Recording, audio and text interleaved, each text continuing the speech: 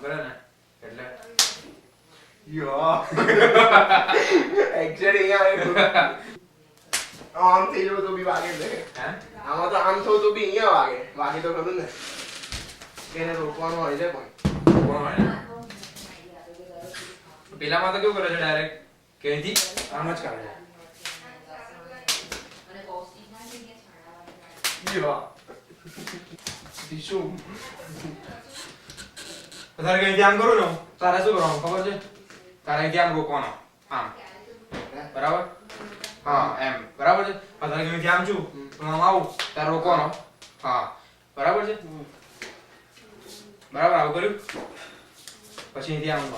જોયું બહુ વાર એટલે એમાં ઘણી બધી તો લાંબા લાંબા સ્ટેપ્સ છે